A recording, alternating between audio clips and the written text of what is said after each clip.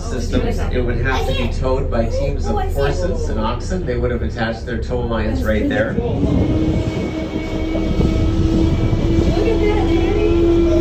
Right there, she stands 20 feet tall, by the way. That's 30 feet of water. Yeah, that's 150 years old. Next thing you see is a little hatch that let crew members down into the chain locker area. And you can see some hawse eye rings around that hatch. That's where the anchor chains and dock lines came through the deck, and those steel rings prevented chafing on the deck boards.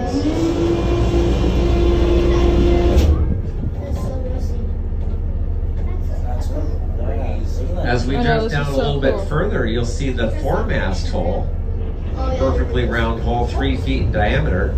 This is where the foremast came through the deck. The masts were made out of solid white pines. They stood 110 feet tall. This mast hole is interesting to me because it is so perfect around the edges. Typically, these wooden ships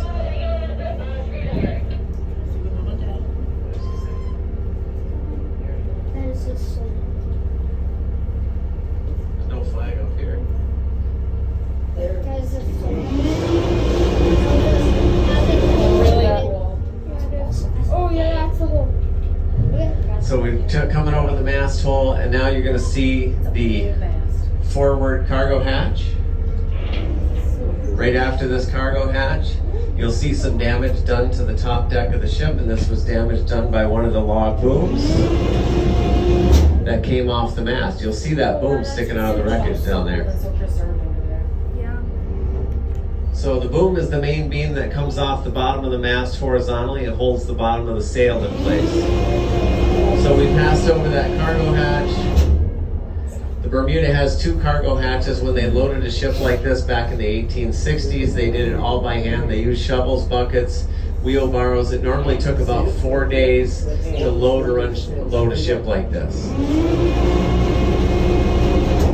My side is seeing that log boom sticking out of the wreckage. Visibility is amazing today. I like the little bit of overcast we have here. It's really nice. This is the deepest part of the wreck. We can see the centerboard trunk running down the center, and we catch a glimpse of the starboard side rail over here. You should see a little bit of the cargo, which is high-grade iron ore, scattered along the deck here on this side. It looks like gravel down there. There's still about 2 feet or 100 tons of high-grade iron ore in the hull of this ship. And now we're seeing the aft or the rear cargo hatch. Now keep watching. Right after this cargo hatch, you'll see the old oak barrel. It's a 33-gallon oak barrel. It's coming. Coming into view there. Pretty cool. That barrel was discovered by scuba divers in the 1990s after we had the protection of the preserve, and we placed it on the deck for you to look at. That barrel is coming in behind me now.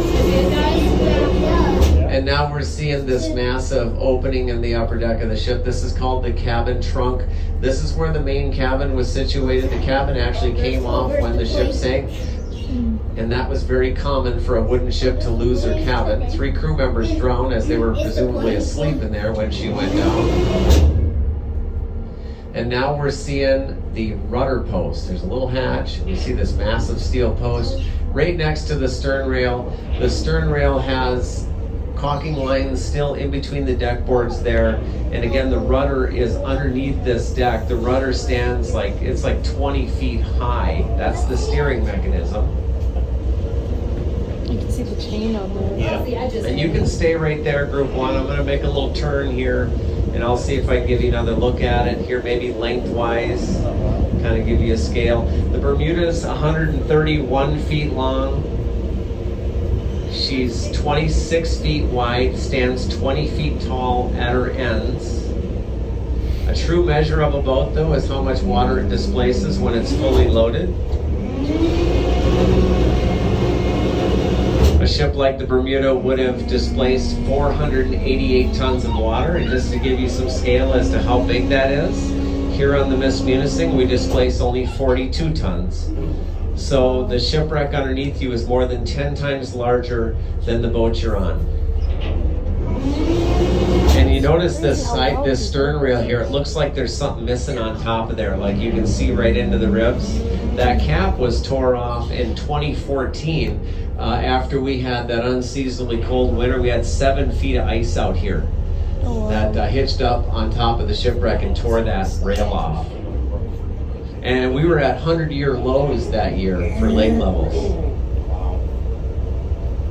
So just kind of take a gentle little cruise up in here. Just cruise the length.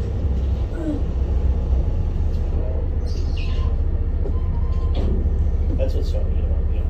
It's fresh water and it's so cold, so it just preserves everything so Yeah, well. absolutely. They have a plane that they just pulled out, World War II fighter plane that they were training that crashed into Spirit. They just pulled out at what's the old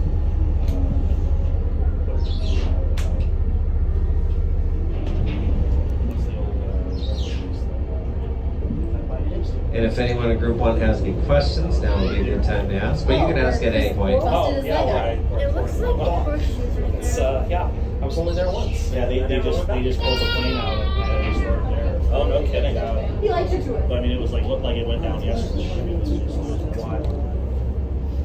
How many crew usually man the boat? So usually the question was how many crew, and then this one probably should have had a crew of about 8 to 10, but the day it wrecked, it only had 5. It was hard to come across crew members late in the season because that's when you had bad weather. So it was hard for captains and owners to find crew. So this thing was undermanned definitely the day it wrecked. One last look at the bow, then we'll switch her up. That's really cool. Look at those beams. It's like, yeah. So just the effort it would have taken to build a boat like this by hand.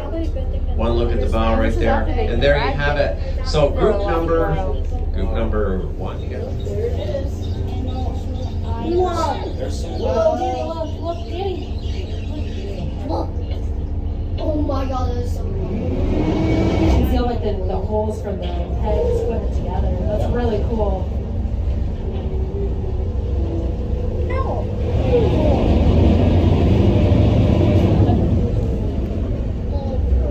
Yeah.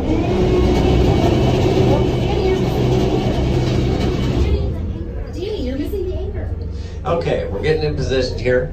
We're starting out on the anchor. The anchor is 8 feet long, 5 feet wide, 2,500 pounds, weighs as much as a draft horse. It doesn't look that big, but trust me, that anchor is huge. And we'll kind of make our turn here. We'll start drifting over the Hetler's port side.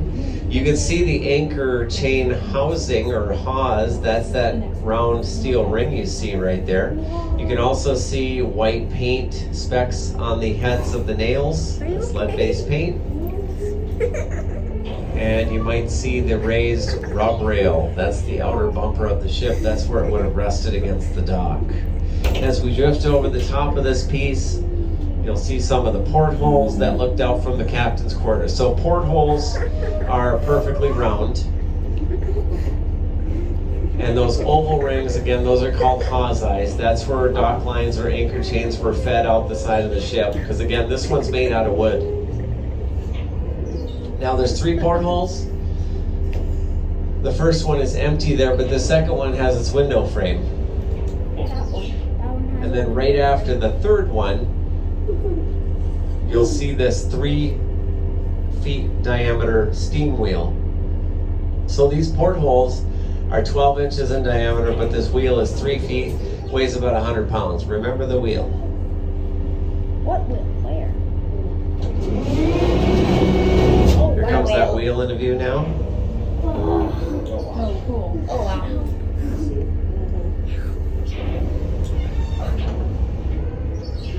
You can also see some exposed ribs here. This is where the Coast Guard placed dynamite to separate the side of this ship from the deck.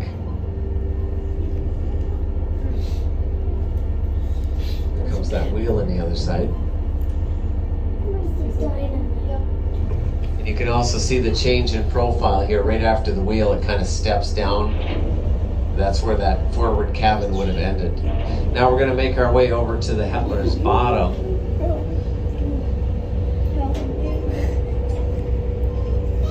So this is the bottom of the ship right there you just saw, but we're going to go over and check out its keel and ribs.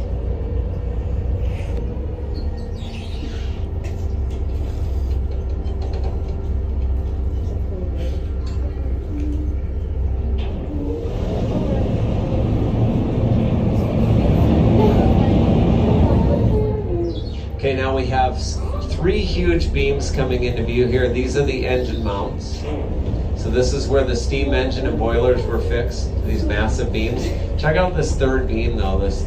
These bolts sticking out are 4 feet long, and the nuts on the end of those bolts are the size of softballs. Just huge. Now we're seeing basically the keel and ribs, the inside of the ship. You're also seeing a bunch of railroad track down there, cable chain, railroad track. The Hetler had an internal rail system constructed in the bottom of her hull, so when they loaded this ship with a bulk style cargo, they loaded it into rail cars, which were maneuvered throughout the hull. So you see a ton of railroad track in there. That's so cool. Also, it was right next to this site where some tree stumps were discovered and carbon dated at 7,910 years old a few years ago by the owner, Captain Pete. He was diving around this site, checking it out, and he saw some funny looking rocks that just looked like misshapen, not round. So he was curious. He took a sample and discovered, of course, they were wood. They were carbon dated, again, nearly 8,000 years old, and they were right in this area, right at the end of the wreckage. And again, this is 18 feet of water. It's right there.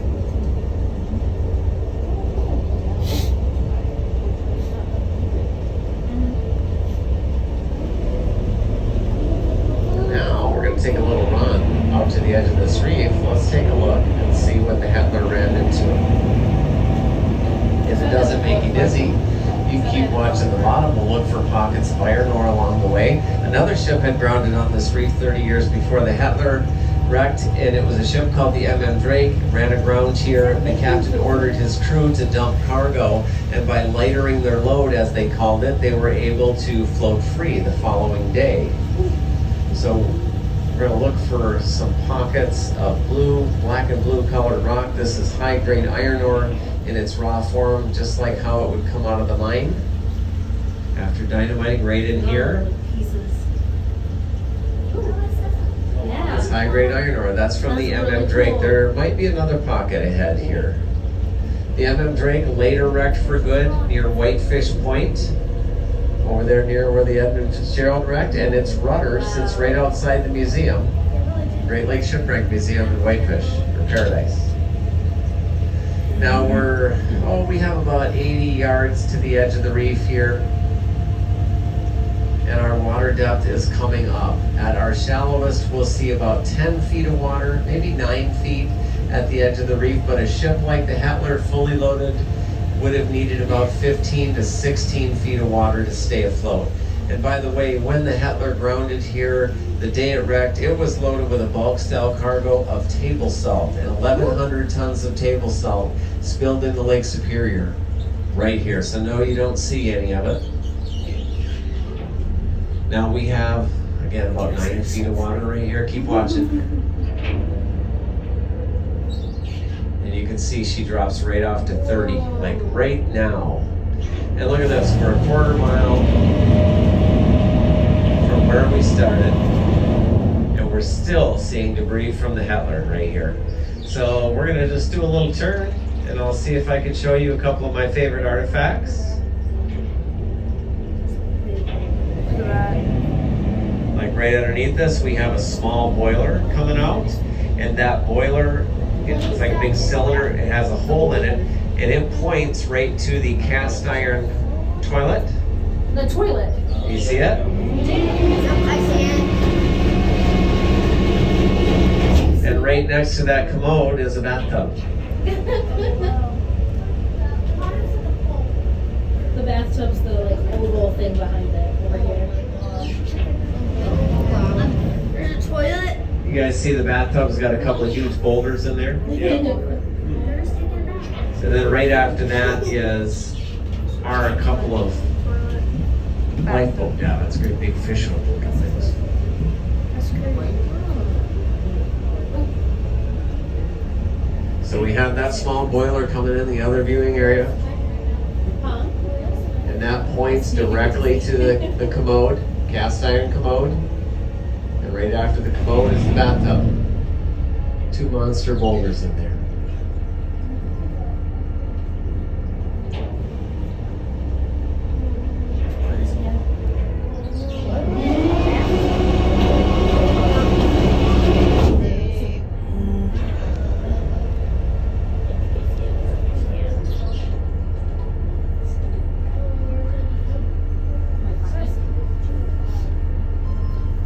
see it? Let's just go a few more feet and I'll bring you back up on the reef here again. Okay, let's see. Let's get one more look.